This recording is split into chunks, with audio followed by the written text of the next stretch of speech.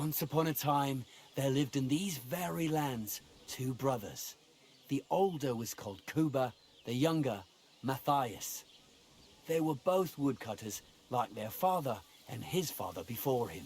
One day, at the height of summer, they were working in the woods. The air was as hot as a furnace, so Matthias went to a nearby pond to cool himself.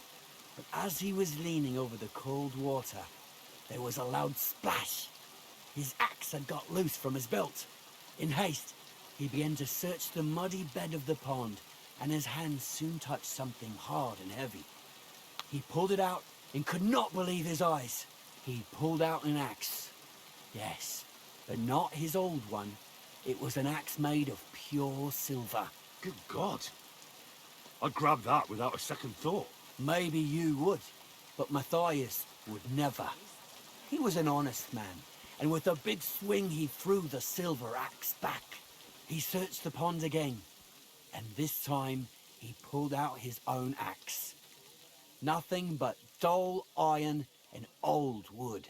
I reckon that was the right choice. Who knows who the silver axe belonged to? Well, quite. Listen on. Matthias was just about to leave when suddenly a water goblin came out of the pond, silver axe in his hands, and he said, "You're a righteous man, Matthias, and for your honesty, you may keep both axes." Matthias, not hanging around for the goblin to change his mind, took up both axes, gave us thanks, and ran to tell Kuba all about it. Kuba, however, was not best pleased with his little brother's fortune. He deeply envied Matthias for his newfound wealth, so he set out to try the same thing. He ran as fast as his legs could carry him straight to the pond, threw his own axe in, and began a pretend search for it. Yet Kuba had no luck. He pulled out the axe he'd thrown in himself, so he tried again. Tricked by sunlight, he grabbed something shiny, only to pull out his old iron axe again. Enraged, he hurled his axe back into the water and yelled, "Fuck this axe! I want a silver one!" But the water goblin heard his shameful cry and was greatly upset by Kuba's greed.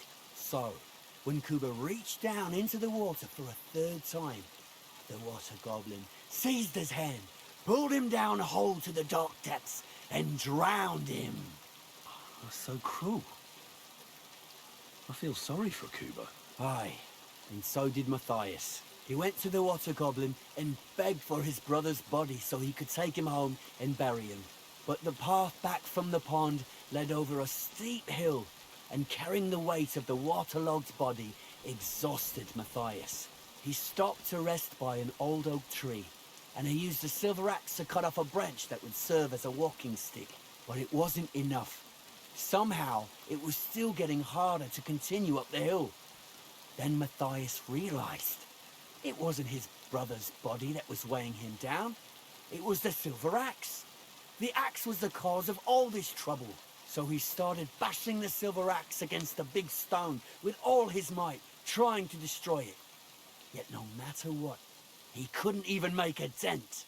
With the last of his strength, Matthias climbed to the top of the hill. He knew he could go no further, so he found a pretty spot with a view over the valley and dug his brother a grave.